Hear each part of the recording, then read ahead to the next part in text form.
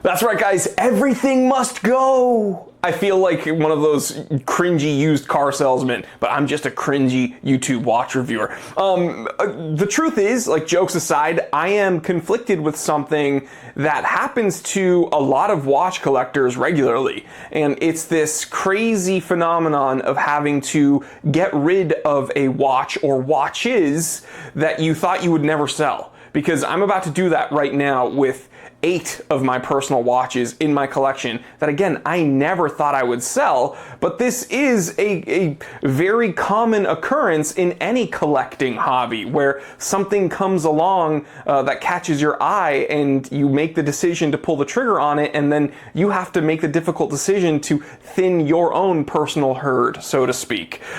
This is not always easy. It takes a lot of thinking and planning, but it's exciting. And I've decided to go after a watch that I've wanted for a very long time, and now's the time to do it. So let's get into it. It is 5:57 p.m.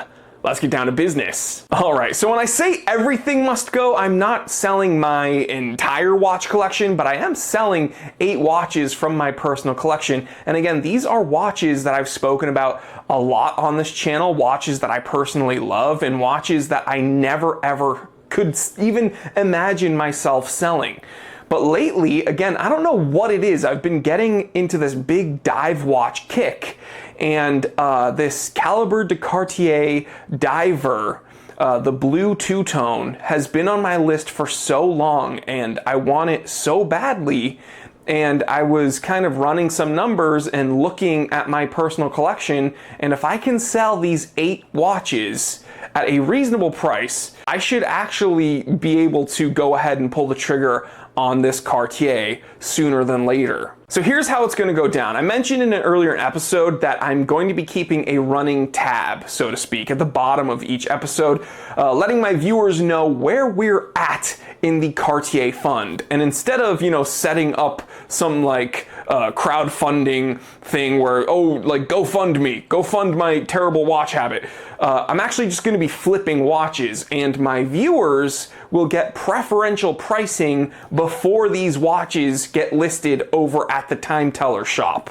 So I'm going to be telling you each watch that I'm selling, and I'm going to be reminding you in future episodes until we get rid of every single one. And if you're interested in a watch that you see mentioned, then email this email, info@thetimetellershop.com, info@thetimetellershop.com, and you will be offered a preferential price that's going to be heavily discounted versus the price that will be over at the Time Teller shop. So the first 3 watches that I am selling from my personal collection are watches that you guys are very familiar with and watches that I am very fond of. First up, the Seiko Presage Fuyugashiki. This is reference number SSA385J1. This is a limited edition watch, and it has a gorgeous dial, very similar to like the Grand Seiko Snowflake. It's easily one of my favorite Presages that's ever come out. It's very uncommon and not exactly easy to find, readily available at least. And I've had one sitting in my watch box that I haven't worn in a very long time, and I think it's time to let it go. Next up, a very controversial piece, a Seiko Alpinist. Now, not the Seiko Alpinist, my Seiko Alpinist SPB 089. This was also a limited edition. They had a very sloppy release through Hodinkee, and then they did a broader release. It was just really stupid. Gorgeous watch though, but also a watch I don't wear because I'm always wearing my Sarbo 17. So I think it's time to sell that one as well. And then finally, a watch, this one kind of hurts to sell, honestly. My Sarbo 65, my Cocktail Time. I'm getting rid of it. I haven't worn it in a very long time. People ask me about it all the time.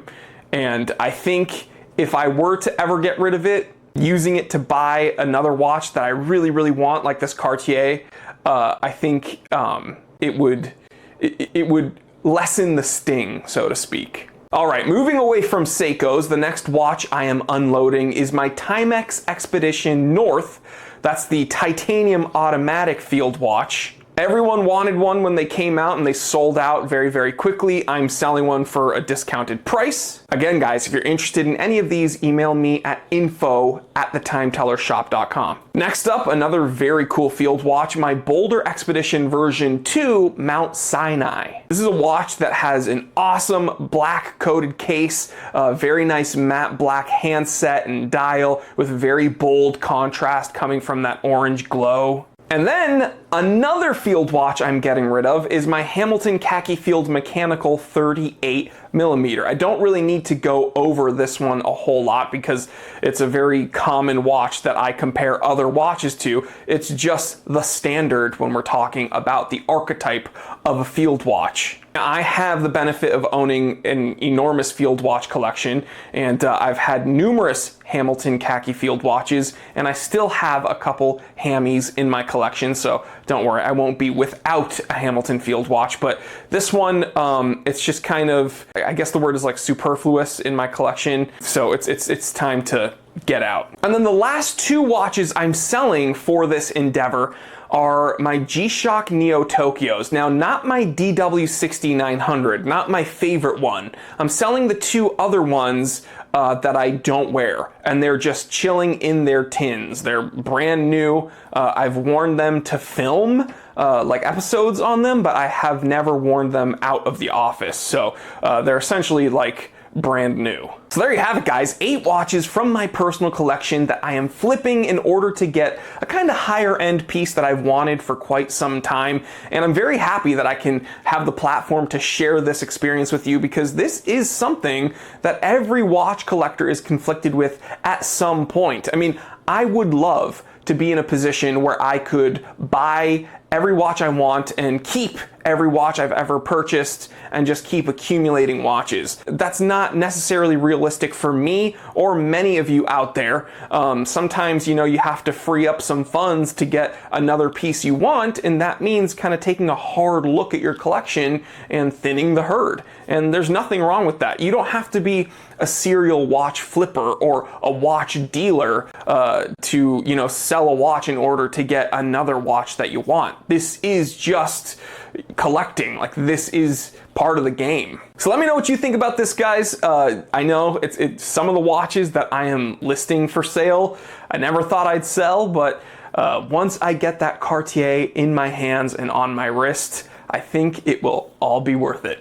All right, guys, I will catch you on the next one. Stay happy, stay healthy, stay blessed. Again, if you're interested in any of the watches I mentioned before they go up on the site, email info@thetimetellershop.com and you will get preferential pricing for sure. So help me out with this. I'd love to send you the watch and or watches. Hey, if a baller out there wants to buy all 8, I mean, you'd save on shipping, that's for sure. But regardless, thank you for your support, guys, and I'm very excited to do a review on that Cartier once I get my hands on it.